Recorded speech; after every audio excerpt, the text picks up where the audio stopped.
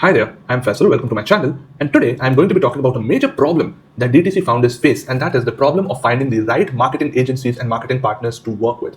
I've spoken to over 2,000 plus e-commerce brand founders over the last 7 years of running my company Brandslane. Have worked with 250 plus e-commerce founders myself. So whatever I say here in this video is highly experiential based on my observation as well as my own experiences rather than just bookish gyan. I've met founders who have boasted that they have worked with 5, 10, even 15 marketing agencies in the past.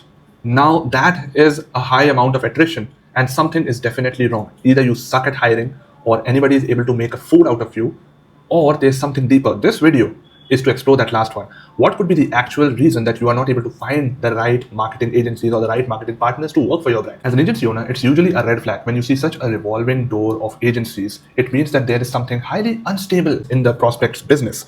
Now, the goal of this video is not to demean anyone. It is to actually help you figure out and internalize what could the problem be, where could it be lying. And this is from a third person perspective, having worked with so many and observed so many businesses. I want to help you solve this cyclic problem, how to get out of this cycle, this revolving door of agencies and actually solve your business. I've actually listed down 5 reasons why I think that your business seems to be having an agency or a hiring problem, but actually it has a deeper problem. So here we go. Problem number 1, which is the biggest problem that I have observed for such businesses which are having like agency after agency after agency working for them and none of them sticking, is that their brand sucks. Now, sucks is an umbrella term. When I say sucks, I mean problem areas that the brand could be having. There are 4 areas in which a brand could be having problems, which could be discouraging good marketing teams, that they're not taking them seriously, or attracting wrong kind of marketing professionals who are just not expertise enough and just are coming to work for you. The first is design and branding. If your brand does not look good, your marketing teams are not going to take it very seriously. This is the most obvious one, which is almost 80% the case, that the brand just looks ugly. Ugly brands attract bad marketers. That is what I have learned.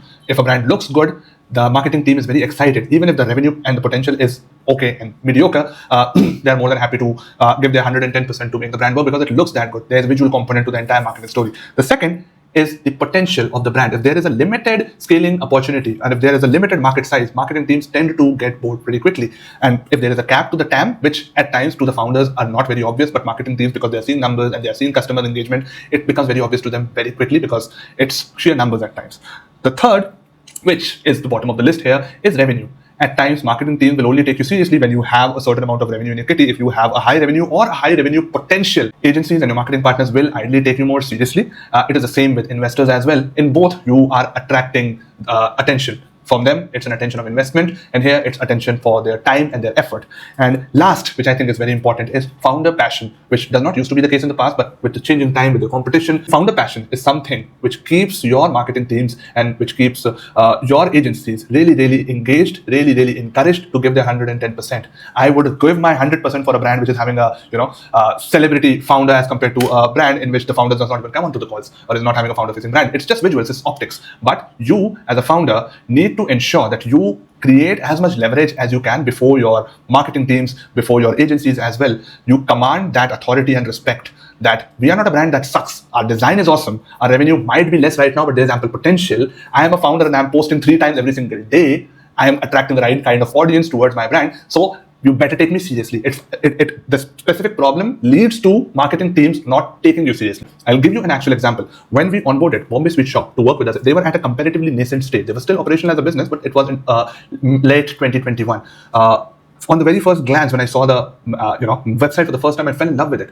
I instantly took it seriously that this brand has potential, because irrespective of everything and not even knowing the numbers, I loved the visual language of the brand. And when I spoke to the founder, he told me the story behind the logo, it looking like a Kaju Katli itself. And there was that marketing resonance that I just fell in love with the brand. And when you fall in love with a brand, you give your 110%. The same story was for Bummer, which went on to do Shark Tank. Bummer, when we onboarded, they were at a very nascent stage again, not doing much. And they were not even at Shark Tank at that time. So it was pre-Shark Tank that we onboarded the brand. But there was just something about their visual language, their colors, that I found as a marketer very, very engaging. I loved it. And we onboarded them, and mashallah, it went on to do some amazing work. But that's one of the major things. Even other brands like Glamzy that we onboarded, which was when we onboarded them, they were at I think 3-4 lakhs kind of revenue mark. We grew them very well. Now, visually, the brand used to look okayish, I would say, but the founder passion was so evident when we onboarded them. We told them, okay, these are the kind of reels that you will have to make.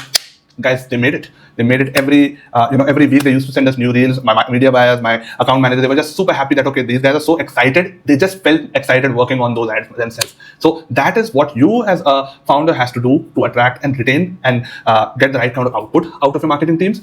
Keep them engaged, keep them excited. Marketing is a visual channel. Marketing is a visual art, I would say, right? So a marketing professional who looks at revenue, who looks at the latest of trends, and more important to them, the Gen Z crowd that is working in the marketing field these days, they have to feel creatively fulfilled inside from all of these factors, be it design, potential of the brand, founder passion, revenue.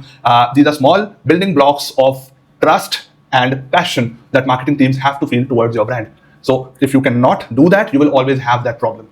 So this is reason number one. Make a brand look good, build potential and leverage that you can command respect of your marketing professionals. Reason number two, your leadership sucks. After your brand sucking, your leadership is the one that is sucking. Now, there are two aspects to this as well. One is the behavioral aspect of your leadership sucking. And the second is the marketing aspect of your leadership sucking. I'll look at both. First, look at the first one, the obvious one, the behavioral factor, right? When marketing teams feel that there is a lack of leadership, when the founder speaks to them, he's speaking in a very crying tone when the numbers are low. He is getting pissed off, irritated, or getting angry in meetings for no reason, and at times for justified reason, but in an unprofessional way. It creates a friction which is very difficult to explain, but it makes immaturity come out. And when marketing teams feel that the client is slightly immature or needs a little bit of babysitting, though they take the client seriously, a respect is lost. Try to always maintain that authority as a founder. You have to always maintain that authority, right? These are very basic human things, and I'm speaking about this pretty candidly from the point of view of the person on the other side of the screen, right? So that is one very important thing. I've known founders who have come on to calls and just literally opened their expense sheets and who have just said, okay, this week my revenue was low and I am feeling very low and everything. That's fine. We all have low days. I don't come crying to you as a founder, I didn't get the lead didn't close, so I won't take the meeting. No, I'm being professional. You can't let emotions get into the way of professional judgment. Though at times the outbursts are very well deserved, at times they are required as well to get things in line. I totally understand that. I'm not against decorum here. I'm just against founders being immature, because that lack of leadership, it leads to a perception on the marketing team that our founder, though is a good founder, not a leader. What you should be doing is whenever you get on calls with your marketing team, whenever you discuss a problem, rather than being a crybaby about the revenue lost or whatever the reason is, have a data-driven approach. Create accountability, ask for accountability, never finger point, but put the onus where it deserves to be. Ask for justification and optimization and improvement without being a crybaby about it. Now, on the other side of the leadership metrics is the marketing point of view of this entire problem. If you, as a founder, start getting rusty with your marketing skills, it's going to create a big problem. Why is that so? I'll tell you. As you have outsourced your marketing to an agency, it's very natural that you are not going to be looking at the day-to-day of marketing. It's very natural that your marketing skills are going to start becoming a little bit rusty. That's fine. That is okay. But what you cannot allow is to get so away from the marketing side of things that your marketing team starts looking at you with doubted eyes, at times maybe treating you stupid. And again, that is very natural when you are not looking at the marketing part of things day to day. And marketing is something which is changing almost every single day with new trends, new softwares, new AI things, new influencers coming into the mix. It's very natural that marketing is going to become something which will be difficult for you as a founder to always be on top of. But you should never lose out on the core of it. As a founder, you should be the best salesman of the company. No agency that comes in should outsource you or replace you, right? Because if that is happening, if you are, when you get onto the client calls, from the client side, and you speak something which just lights a bulb in the marketing team's head, that is your marketing leadership. And almost 80-90% of the time, founders start losing it when they outsource marketing, right? And that's something that you just cannot allow. You cannot allow your marketing team to be better than you. I have seen so many founders who are so active on Twitter. Every single day, they're speaking to their customers. They guide the marketing teams on what their customers are saying about them in real time. They tell them about the new products that they are going to launch. I've seen the same on a lot of founders which are publicly faced on Instagram. And when I get on calls with them, I get a sense of clarity that what my marketing plans should be like. That marketing leadership, it always has to be there. What again it does is it creates a sense of respect that this guy, even though I am driving their numbers, I'm taking care of their marketing, their branding, or whatever I'm doing, this person knows more about their market, has a better gut feel, has an intuition which no amount of data can ideally replace, and I should follow their advice up to a certain level on certain aspects of things. And it creates a balance of power.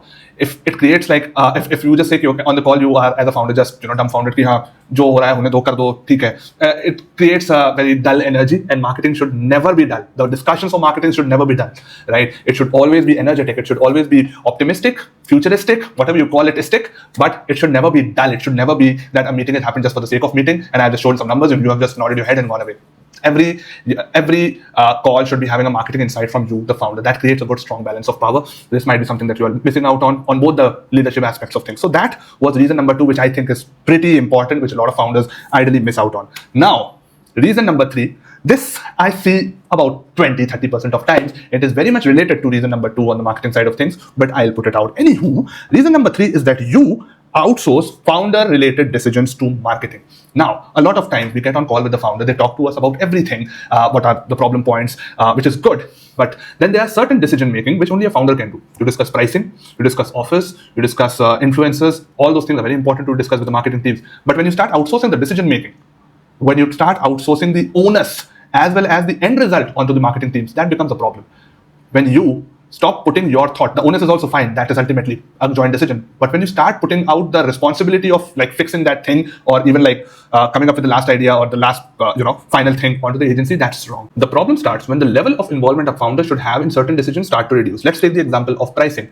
Pricing is something which is very innate to the brand and the product side. It is less related to the marketing side of things. But at times the entire thing is, आप बता दो क्या price होनी चाहिए. अच्छा competitor 1200 पे कर रहा है, हम 1100 पे करेंगे. That's not strategic, right? That's not putting a lot of thought into it. It seems almost as in this specific decision, the founder was uninvolved or under-involved, right? Same for at times offer. आप देख लो, जो चल रहा है चला दो. That's again not good. At least I should be getting a founder's point of view from the customer side. Obviously, we will give our side of things, whatever is going to make the marketing easier. But that decision making should also be coming from the other side of things as well, which is from the founder side, because they know the customer side better. They know what offers are going to work or what doesn't work or what their audience ideally reacts to better in the long term thing. So this is very important that you cannot outsource certain founder-led decisions to marketing. There's a lot of founder-led decisions, and a lot of them do at times get outsourced to marketing teams. Try not to do that. This could be one of the gaps that you are probably putting into your day-to-day when you are dealing with your marketing team. And all of these gaps, they just keep filling in, and because of that, as overall big gap starts to happen, and you think that the marketing team is not doing their job when there is you as a founder who might not be doing their job. All of these are like 10%, and then when you look at it big, 50%, and ultimately the marketing team didn't do their job, so I'll fire you guys, I'll go to another agency, I'll do the same bullshit there, and then I'll fire them too, without improving the one thing which is a constant in this equation, which is you. Now, these two are small reasons, but I would give them both 10% weightage in this entire thing. But yeah, reason number 4 is confusing performance marketing with overall marketing. So this is not obviously for all kind of agencies. I run a performance agency, so it's more aligned towards my line of work. But when you give the entire brand's onus, be it brand building, returning customer, your ROAS, your CAC, everything onto just one channel, which is performance marketing, it creates a wrong precedence. Performance marketing has its limitations, especially in recent times. And as times go beyond, paid marketing's ineffectiveness is going to increase as well, right? So you cannot give the entire brand building or customer acquisitions responsibility only and only on performance marketing. That is one of the major problems, that people have an over expectation from performance marketing. It is one of the most important channels of any brand. One cannot survive, at least not in the current ecosystem, without performance marketing, effective performance marketing, that is.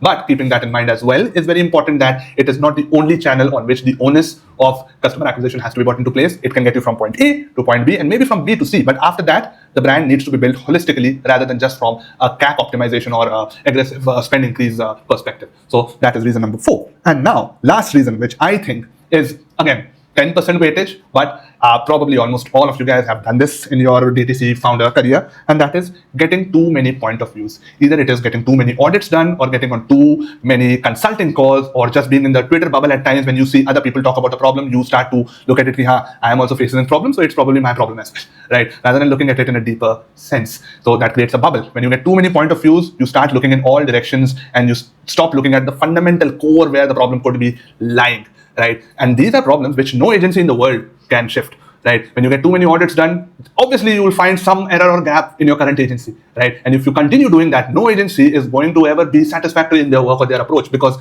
when any solution is said with ample conviction, it seems real, right?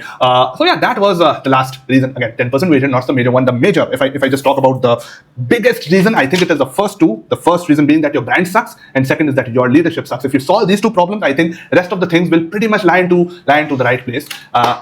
Working with agencies and hiring an agency, I totally feel you from an empathetic perspective. It is very difficult, right? But I come from a school of thought that marketing is not rocket science. You just need passionate enough people and passionate enough founders to make it work. So if you have a right team, which actually is talented enough when it comes to marketing, and you have an objective enough data-driven mind that when you see the proof that your product is not working, you take it receptively. But yeah, that's pretty much the 5 core reasons which I think you need to improve in your business to actually attract the right talent, retain right talent from a hiring perspective or from an agency perspective.